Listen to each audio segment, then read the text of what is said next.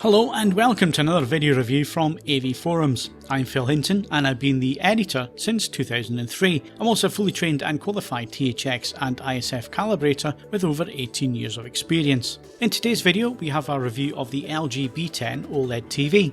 Before we talk about the performance of the LG B10, if you like our reviews and want to see more of them while supporting our channel, then please like and subscribe, and don't forget to click the notification bell to be informed every time we upload new video content. You can also find a link to our Patreon in the video description. Also, don't forget to check out the TV forums at Europe's largest AV community on AVForums to see what owners of this TV think about it after normal use in their own homes.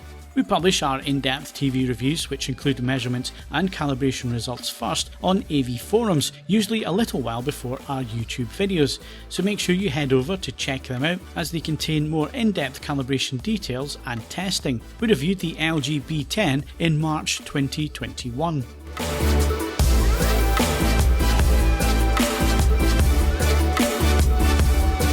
If you want to cut straight to the chase and see if the B10 is for you, here is our quick verdict with a more detailed look at the TV to follow. The LG B10 offers almost the same features as the C10 and G10, as well as picture quality that also gets very close. It uses the Alpha 7 Gen 3 processor, whereas the G10 and C10 use the Alpha 9 version, so there is a little bit more lag when it comes to using the Smart TV system and menus. Colour reproduction is also not quite as good on the B10, but would only really be seen in a side-by-side comparison with a C10 or G10.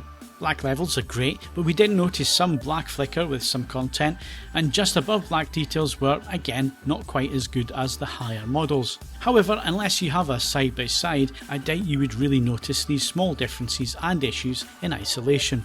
Otherwise, the B10 offers great image quality that's very close to the higher range models and offers Filmmaker Mode, HDR10, HLG, Dolby Vision and Atmos. Plus there's also Dolby Vision IQ for use in brighter rooms, and the B10 also has two full 48 gigabits per second HDMI inputs that support variable refresh rate, ALLM, 4K 120Hz and an extremely low input lag of 6 milliseconds. With the B10 now available for under £1,000 at the time of this review in March 2021, it remains a great choice for those looking for an entry-level OLED TV with bags of useful features, an accurate image out of the box, and it comes recommended.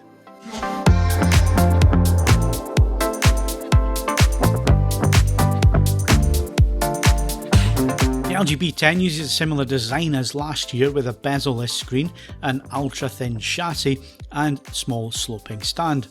LG has used the same basic design for the last few years, but if it ain't broke, then why fix it?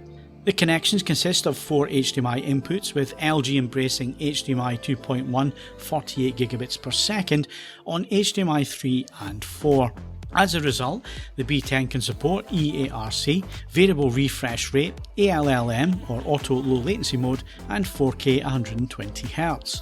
Other connections include a CI slot, 3 USB ports, a LAN, digital audio output, an audio headphone output and RF and satellite antennas.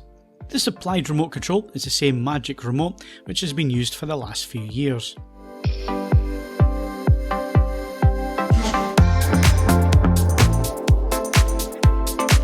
As normal within our reviews, we measure the out-of-the-box picture presets to find those that get as close as possible to the industry standards. The idea is that a TV must get close to these standards in at least one of its picture modes, so end users can see content as it was mastered and intended to be seen. On the LG B10, that picture mode is Filmmaker Mode. Looking at the grayscale, we can see that once again Filmmaker Mode is very accurate indeed on this sample. The tracking is very good with just a slight dip of red energy across most of the brightness scale and a slight brightening of gamma at 90% stimulus. But our delta E errors are all around 1, which is well below the visible threshold of 3, meaning that there's no visible errors seen in actual TV and film content when viewed in Filmmaker Mode. Moving to the Rec 709 colour gamut results in Filmmaker Mode, and again we have an incredibly accurate result out of the box. There are a few slight errors on the graph, with red a little oversaturated at 75% brightness and above, along with some tiny hue errors in green, yellow and magenta, but these are not visible with actual viewing content, as our delta E errors are once again under 1, which was the same as the grayscale. Overall, the Filmmaker Mode lives up to the hype yet again and provides an accurate performance out of the box.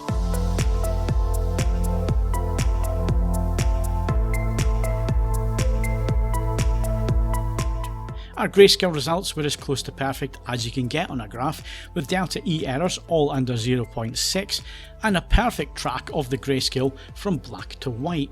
Gamma was also good, with just a slight darkening at 10% stimulus, and overall there were no visible errors seen with TV and film material. Moving to the Rex of running colour gamut, and correction of this saturation tracking was very good, with no obvious errors seen on the graph, and more so with actual TV and film content on screen.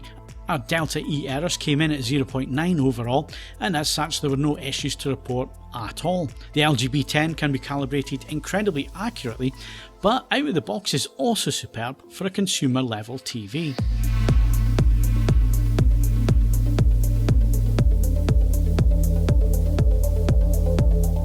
As we always do within our reviews, we measured the peak brightness across the window sizes in the most accurate image preset, which was HDR Filmmaker Mode, which gave us a D65 white point. We measured a peak brightness of 504 nits at 2, 5 and the industry standard 10% window size, and full field white was 116 nits, and this is around what we'd expect from an entry level panel for 2020. And as always, peak brightness is only one part of what makes up an HDR image. The PQ EOTF tracking has two different tone mapping results for 1000 and 4000 nit mastered content. With 1000 nit content, it sticks to the standard for ST2084 before it hard clips around 504 nits, which is the peak brightness. The tracking for 4000 nit content is a little more forgiving and follows the ST2084 track until it starts to roll off gently towards the peak brightness of 504 nits. This helps to preserve peak highlight detail and give a balanced look to 4000 nit mastered content without hard clipping all the detail out of the highlights.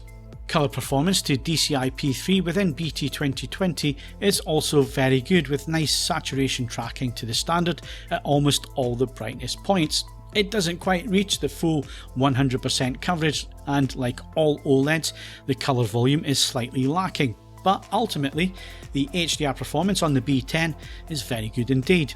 We measured BT 2020 coverage at 72% XY and 76% UV, with P3 measuring in at 96% XY and 98% UV.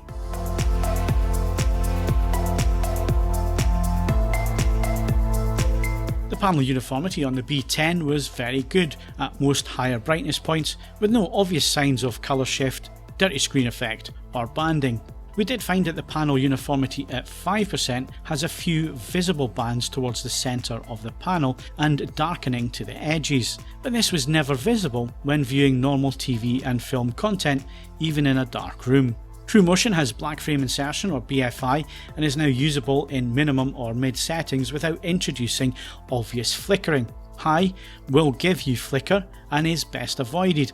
If you decide to use BFI, min or mid, you should be aware that the image brightness is lowered and some light interpolation is being added, even with blur and judder set to off within the Motion Pro menu.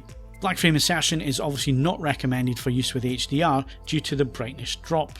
Motion with 24 frames per second content was presented properly with 5.5 pull down with TrueMotion switched off. There was no sign of any induced judder with slow pans or other movements of the camera. The Alpha 7 Gen 3 AI enhanced processor offers decent video processing and upscaling performance, but this was a slightly weak point when it was compared to the C10, which offers cleaner upscaling of content and a little more detail with fewer artifacts.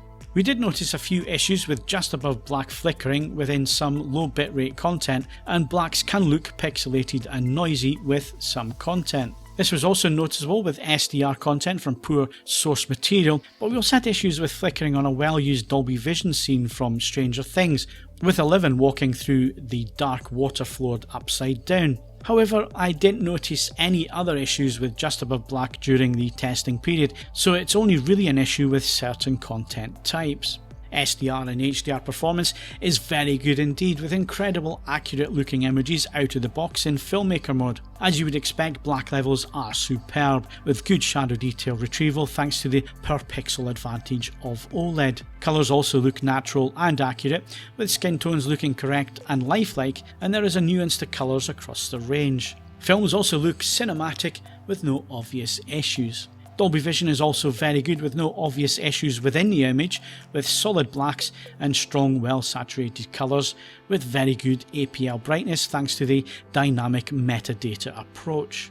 Sound quality is also decent on the B10 with the 40-watt total system, projecting a good enough soundstage and quality that watching normal TV is fine. These can be easily bettered by using an off-board sound system or soundbar. WebOS 5.0 Smart TV is also present on the B10 and it works as expected, but I did find the interface to be a little bit more sluggish than the G10 that I've been using for a few months. This was also true with the UI in general, but I doubt you'd really notice this in isolation. All the major apps are available minus the Freeview Play lineup from last year, but in terms of the terrestrial apps, they are slowly starting to appear one by one on the LG 2020 models, with BBC iPlayer available now and iTV due very soon. That aside, the OS is excellent and it's still one of the very best on the market. You can read more about the LG B10 performance and tests in our full in-depth review at avforums.com, and thanks for watching.